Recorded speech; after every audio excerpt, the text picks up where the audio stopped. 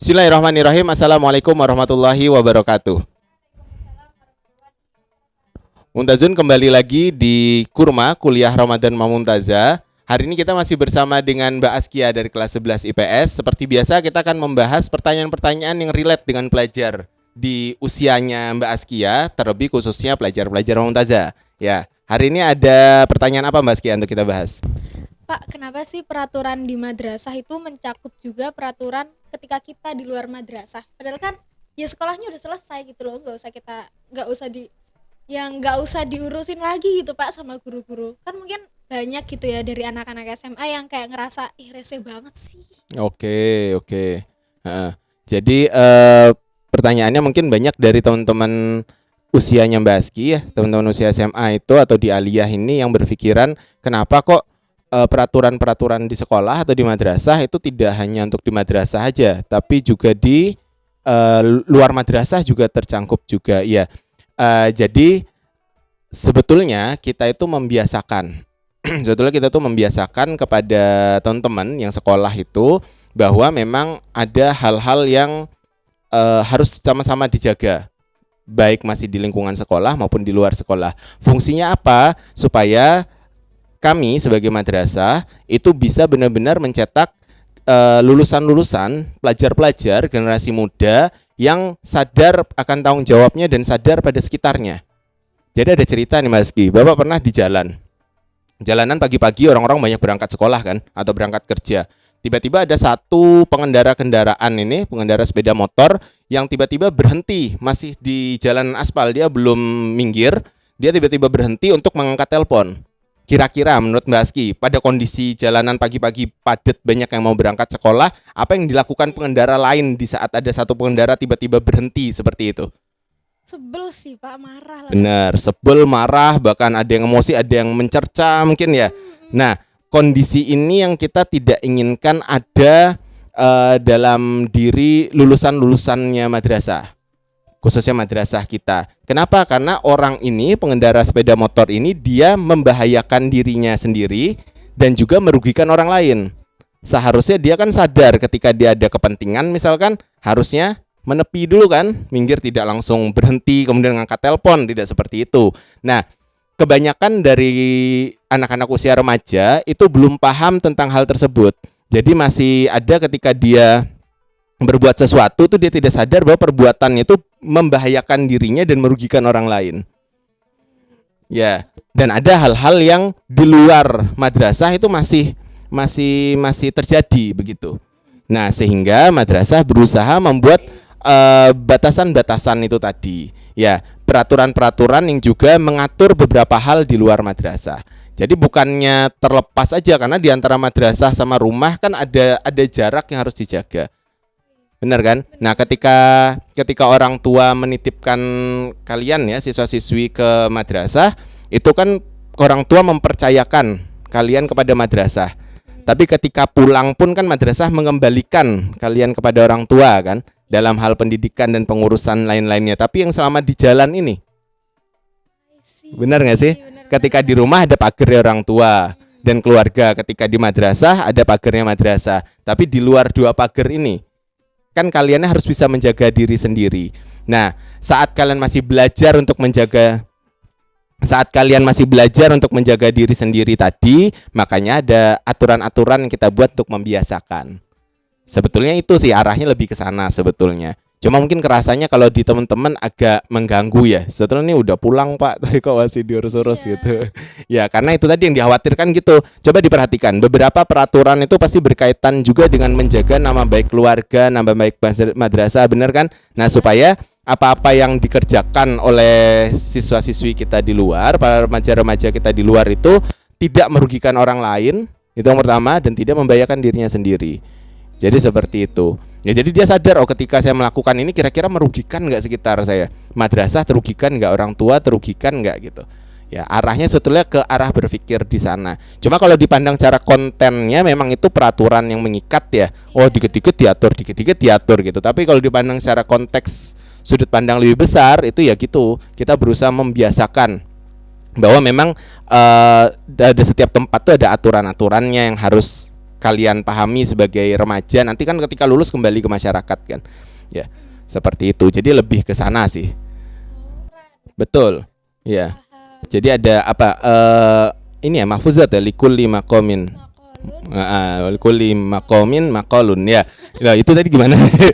Likulli maqamin maqalun, Ya. likulli maqalin maqamun. Ya, jadi di setiap tempat ada aturannya dan setiap aturan ada tempatnya. Ya, jadi kita tidak bisa membawa aturan rumah di tempat tongkrongan gitu, nggak bisa. Atau aturan tongkrongan dibawa ke madrasah, wah ya udah jelas berantakan. Nah, aturan-aturan madrasah itu untuk membiasakan bahwa ada batasan-batasan yang harus kita pahami dan harus kita jaga. Lebih jauh daripada itu, sebetulnya apapun yang kita kerjakan, apalagi kalian kerjakan sebagai remaja ya Mbak Aski ya, sebetulnya kalau perbuatan baik pasti akan kembali kebaikannya buat kalian. Ya, kalau misalkan itu perbuatan kurang baik juga pasti dampaknya juga yang pertama merasakan kalian. Sebetulnya kita ingin membiasakan habit itu kepada kalian, dan itu jelas dalam Al-Qur'an yang berbunyi in ahsantum ya. Iya, in ahsantum li anfusikum wala in nasatum falaha. Jika kalian berbuat baik, maka kalian berbuat baik untuk diri kalian sendiri.